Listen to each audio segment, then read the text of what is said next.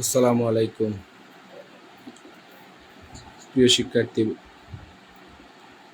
বন্ধুরা, আশা করি তোমরা সবাই ভালো আছো। আমি মোহাম্মদ জাহিদুর রহমান, প্রভাষক গ্রিন হিল স্ট্রিট কলেজ। আমি আগামী 2025 সালের এইচএসসি পরীক্ষা উপলক্ষে গ্রিন হিল স্ট্রিট কলেজের পক্ষ থেকে আইসিটি বিষয়ে কিছু টপিক নিয়ে কিছু ভিডিও বার্তার মাধ্যমে আমার শিক্ষার্থীর মধ্যে হাজির হওয়ার চেষ্টা করতেছি। আজকে আমি আমি আমার দ্বারা নির্ধারিত লেকচার এর একটি টপিকস থেকে 5 নম্বর ক্লাস নেওয়ার জন্য তোমাদের সামনে হাজির হয়েছে। যারা যারা আমার সাথে এখনই লাইভে যুক্ত হতে পারবে, যুক্ত হয়ে যাও, অন্যথায় পরবর্তীতে আমার ভিডিওটি সংগ্রহ করে দেখার জন্য অনুরোধ রইল। প্রিয় শিক্ষার্থীরা, তোমরা ডিসপ্লেতে দেখতে পারতেছ যে এখানে যে তোমার এটা সংখ্যা পদ্ধতির রূপান্তর দেখানো হয়েছে, যেখানে বাম দিকে ও এবং এর নিচে এইচ এবং ডান দিকে বি লেখা আছে। তার মানে ও থেকে তীরটা বি এর দিকে দিছে, আবার এইচ থেকে তীরটা বি এর দিকে দিছে। মানে কোনো একটা অক্টাল সংখ্যাকে তুমি কিভাবে বাইনারিতে নিবা এবং কিভাবে একটি হেক্সাডেসিমাল সংখ্যাকে বাইনারিতে নিবা, অথবা কিভাবে অক্টাল সংখ্যাকে হেক্সাডেসিমাল এবং হেক্সাডেসিমালকে অক্টালে নিবা। আমি এখানে উদাহরণ হিসাবে তোমাদের জন্য দুটি অঙ্ক রেখেছি। 1 নম্বর অঙ্কে দেখা যাচ্ছে এখানে একটা বাইনারি সংখ্যা আছে। প্রথমটা সমান দিয়ে হোয়াট দিয়ে পাশে 8 দিয়েছে, এটা বেস, মানে বোঝাচ্ছে এই বাইনারি সংখ্যাকে তুমি অক্টালে নিয়ে যাবা এবং হেক্সাডেসিমালে নিয়ে যাবা। 2 নম্বরে ঠিক একই রকম 23.45 বেস 8 দেওয়া আছে, মানে অক্টাল সংখ্যা দেওয়া আছে, এটাকে আমরা হেক্সাডেসিমালে নিয়ে যাব। আমি এখানে এগুলোর আনসার এভাবে নিজের মতো করে লেখার চেষ্টা করেছি এবং এখানে আনসার এর বাম পাশে দেখিয়ে দিয়েছি যে কিভাবে বাইনারি থেকে একটা সংখ্যাকে অক্টালে নিয়ে যেতে হয়। এই নিয়মটা আমি পাশে লিখে দিয়েছি, তোমরা একটু মনোযোগ দিয়ে পড়ে এটা বোঝার চেষ্টা করবে। আসলে বাইনারি থেকে অক্টালে নেওয়ার নিয়মটি হচ্ছে এরকম: যদি কোনো ওই সংখ্যাটির দুটি অংশ থাকে, যে দশমিকের আগের অংশ পূর্ণ অংশ, দশমিকের পরের অংশ ভগ্নাংশ বা দশমিক অংশ, তাহলে আমাকে এই দুই অংশের জন্য কি করতে হবে? নিয়মটা হচ্ছে প্রথমেই আমাকে দশমিক বিন্দুর দিকে ফলো করতে হবে এবং দশমিক বিন্দু থেকে আগের অংশ যে আছে তা ডান থেকে বাম দিকে তিনটি অঙ্ককে একসাথে এই যে একত্রে ধরতে হবে। যেমনটি আমি এই যে দশমিকের বাম দিকে 3টি 1 আছে, আমি 3টে 1 লিখে তার নিচে লাল দাগ দিছি, তারপরে 011 আছে, এটা লিখে লাল দাগ দিছি, আর দশমিক বিন্দুর পরে যে অংশটুকু আছে এটা আমি বাম থেকে ডান দিকে শুরু করেছি। প্রথমে 011 আছে, এই তিনটায় একটা ধরেছি এবং পরবর্তীতে দুটো 0 আছে, তাকে তিনটা তৈরি করার জন্য আমি আরেকটা 0 দিয়ে দিছি। এটাই হচ্ছে নিয়ম। যখন আমি কোনো সংখ্যাকে বাইনারি থেকে অক্টালে নিয়ে যাব, আমি কি করতে হবে, যেহেতু অক্টাল সংখ্যাগুলো 0 থেকে 7 পর্যন্ত, আর এগুলোকে প্রকাশ করার জন্য 3 বিটের প্রয়োজন হয়, মানে 3 করে। পাশে আমি চার্ট দেখিয়ে দিয়েছি।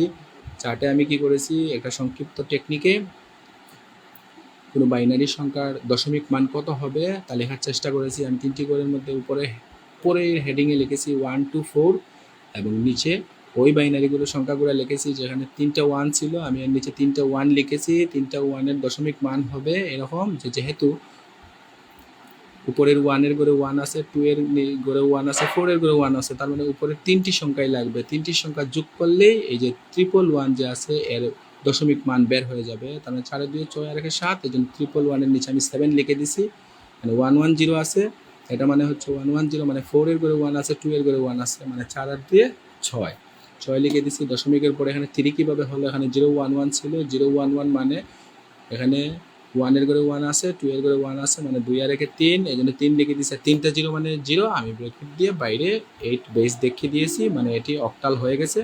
পরবর্তীতে আমি সেম সংখ্যাটিকে হেক্সাডেসিমালে নেওয়ার জন্য ঠিক আগেরই নিয়ম, শুধুমাত্র আগে আমি এখানে 3টি গড়কে একটি গড় হিসাবে ধরে নিয়েছিলাম। এখন কি করতে হবে আমার, সেম ওয়েতে দশমিক বিন্দু থেকে ধর আমি আগের অংশ চিন্তা করব, তখন আগের অংশ হতে ডান থেকে বাম দিকে এবং পরের অংশ হতে বাম থেকে ডান দিকে। আমি এখন শুধু 4 বিট করে সাজাবো, 4 ঘরে মিলে 1 ঘর ধরবো, কেননা হেক্সাডেসিমাল সংখ্যাগুলো হচ্ছে 0 থেকে 9 পর্যন্ত এবং এরপরে 10 মানে A B C D E F এরকম 15 পর্যন্ত আছে। আর 15 কিংবা 14 13 এগুলোকে প্রকাশ করার জন্য আসলে 3 বিটে হবে না, 4 বিটের প্রয়োজন হবে।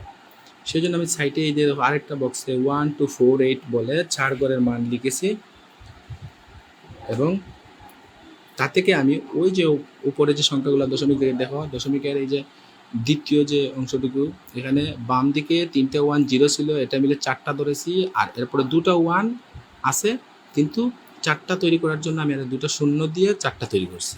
সেম দশমিকের পরের অংশগুলোকে এইভাবে সাজিয়ে নিয়েছি। তারপরে ছিল মান 0 দিয়ে 111, আমি এই যে 0 দিয়ে 111 লিখছি। 0 দিয়ে 111 মানে 1 এর ঘরে 1 আছে, 2 এর ঘরে আছে, 4 এর ঘরে আছে, মানে 4 এর 2 6 এর 7। সেজন্য আমি এই অংশের নিচে 7 লিখে দিয়েছি। আগের অংশ 001, এই যে 001 মানে 3 লিখে দিয়েছি। দশমিকের পরেও 0110 ছিল, এটা মানে 6, আর 4টা 0 মানে 0 লিখে আমি ব্র্যাকেটে ঢুকিয়ে বাইরে বেসটা 16 দিয়ে দিছি। তার মানে এই সংখ্যাটি হেক্সাডেসিমাল সংখ্যায় রূপান্তর হয়ে গেছে। আমি আনসার 2তে একটা কোয়েশ্চন দেখতেছি যে আনসার 2তে একটা অক্টাল সংখ্যা দেওয়া আছে, এটাকে আমার হেক্সাডেসিমাল সংখ্যায় রূপান্তর করতে হবে। এটার নিয়ম হচ্ছে আমি কোনো অক্টাল সংখ্যাকে সরাসরি হেক্সাডেসিমাল সংখ্যায় রূপান্তর করতে পারবো না। তাই এক্ষেত্রে আমাকে কি করতে হবে, আমি সাইড নোটে লিখে দিয়েছি নিয়মটা। সেক্ষেত্রে আমাকে আসলে প্রথমে অক্টাল সংখ্যাটিকে বাইনারিতে নিয়ে যেতে হবে, ঠিক আগের নিয়মে যেভাবে আমি বাইনারি থেকে অক্টালে নিয়ে গেছিলাম, 3 বিট করে ধরে তার সমকক্ষ দশমিক মান লিখে দিছি। এখানে আমি কি করছি, অক্টাল সংখ্যাটাকে প্রথমে 3কে আমি লিখছি, 3-র নিচে লিখছি 011, 3 বিটে 011 মানে 3, তা আমরা আগে বুঝে গেছি। 2 মানে 010 লিখে দিছি, দশমিকের জায়গায় দশমিক, 4 মানে 100, 5 মানে 101। সো আমি সেকেন্ড লাইনে যা পেয়েছি তাকে আমি পরবর্তীতে একসাথে করে ব্র্যাকেটে ঢুকে 2 দিয়ে লিখছি। পরে এই সংখ্যাটিকেই আগের নিয়মে যখন আমরা বাইনারি থেকে হেক্সাডেসিমালে নিয়ে গেছিলাম, তখন দশমিকের আগের অংশগুলোকে এই যে 4 ঘর করে সাজিয়ে, দশমিক পরেগুলোকে 4 ঘর সাজিয়ে পরবর্তীতে এগুলোর আবার দশমিক মান আমি নিচে লিখে দিছি। যেমন 0011 ছিল, এটা হবে 3, 0001 এটা হবে 1, দশমিকের পরে 1001 মানে হচ্ছে 1, 2 8 9 লিখে দিছি। তেমনি 0100 মানে 4 লিখে দিছি। পরবর্তীতে এটাকে ব্র্যাকেটে ঢুকিয়ে হেক্সাডেসিমাল সংখ্যার বেস 16 দিয়ে দিছি। তো যাই হোক শিক্ষার্থীরা, তোমরা এগুলো আসলে আমার সাথে ক্লাস শ্রেণী কার্যক্রমে অংশগ্রহণ করে তোমরা যারা মনোযোগ দিয়েছিলে তারা অলরেডি এগুলা ভালো করে বুঝেছো আশা করি, এবং পূর্ববর্তী দিনগুলোতে তোমরা আমাদের কলেজে এবং শ্রেণীকক্ষে অনেক প্রতিযোগিতামূলক পরীক্ষায় অংশগ্রহণ করেছো, করে ভালো ফলাফল অর্জন করেছো। আর সেক্ষেত্রে তোমরা যারা আগে থেকে এই বিষয়গুলো সম্পর্কে তোমাদের হালকা ধারণা আছে, তাদের বিষয়টা বোঝা একটু ইজি হবে। অন্যথায় তোমরা যারা এখনও দুর্বল, এই বিষয়গুলোর বেসিক এখনও ক্লিয়ার না, তোমাদের প্রতি অনুরোধ রইল তোমরা অচিরেই এমন কিছু করো যা করলে তোমরা আগামী অন্তত এইচএসসি ফাইনাল পরীক্ষায় সফল হতে পারবে। ধন্যবাদ সবাইকে। আমি আসলে আন্তরিক দুঃখিত, আমি নির্দিষ্ট টাইমে হয়তো ভিডিও আপলোড করতে পারি না কিংবা লাইভে আসতে পারি না, ক্লাস নিতে পারি না, তবে আমি আমার প্রচেষ্টা ধারায় এভাবেই চালিয়ে যাওয়ার চেষ্টা করব। সর্বোপরি সকলের জন্য শুভকামনা ও দোয়া রইল। আল্লাহ হাফিজ।